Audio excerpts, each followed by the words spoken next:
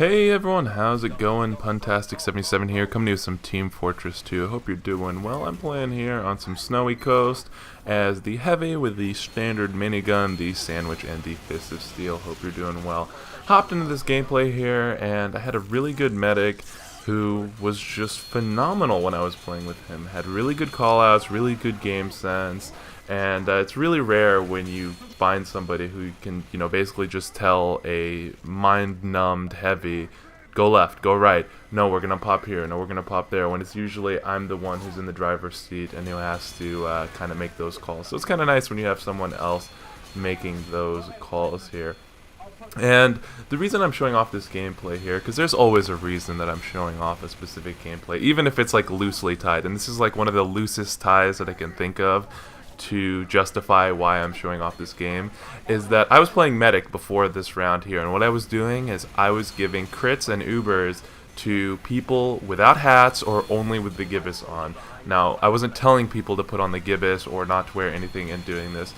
The reason is because I think there's a lot of discrimination that goes on within TF2 when it comes to players with equipment, with hats on, with certain guns, or with nothing on at all. And I think it has to do a lot with a lot of our real life mind processes and the way we think about things. So the way I'm going to break down this video here is that I think there are 3 types of classes in TF2, and you're probably thinking to yourself, but there are 9 classes. You got the scout, you got the soldier, you got the spy. Don't forget about that dang pyro. No, I mean 3 like economic classes.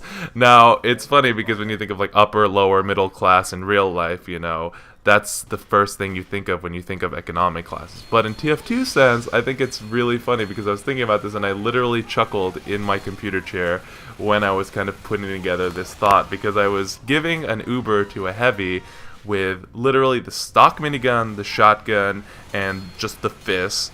And I was giving him the Uber and I was like, come on, Chad Stolten 35 or whatever your real name is that you use as your as your Steam name, because that's what a lot of new players do. Go, come on, why don't you have a hat?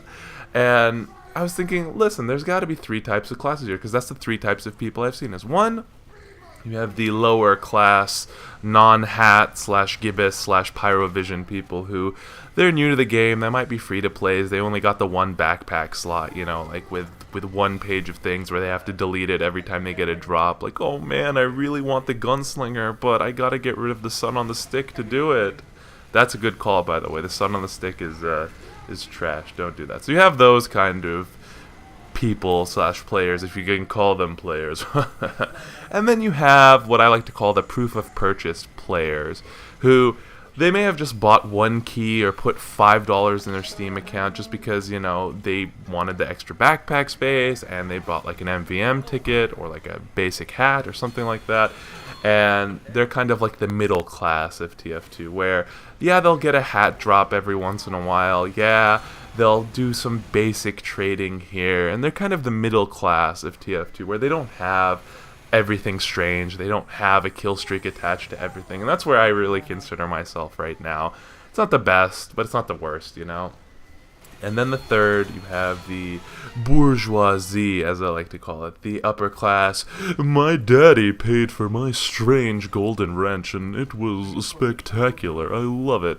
And they have everything colored to match a specific scheme, or they have different classes, and these are the people, the tops of society. They have at least 1,000 hours, at least, if not more, on this game, and they just love it, and some of them might even be bored of it, and obviously some people, they get it as gifts, and that's how they attained most of their wealth, But it's funny because when you think of like economics and communism in real life, that's how a lot of it got started. Communism came about with the sense that, look, we are the majority here, we are the gibbouses, and we do not have the same, hats and items as the bourgeoisie, these, pay-to-win players. But you really can't pay to win in this game, which is really nice here.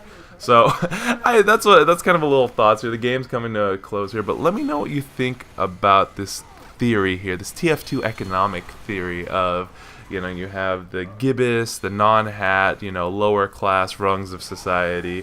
You have the proof of purchases, as I like to call them, where, you know, they may have invested at least $5 in this game, but maybe a little bit more, maybe a little bit less, and they're just trying to make it in the world. And you have the people who have dropped hundreds and hundreds of dollars in this game, or their CSGO Steam account, whatever you call it here. The game's coming to a close. Let me know what you think, and which category you are in, because I'm definitely in the proof of purchase middle class of society, and that's alright. Thank y'all for watching so much.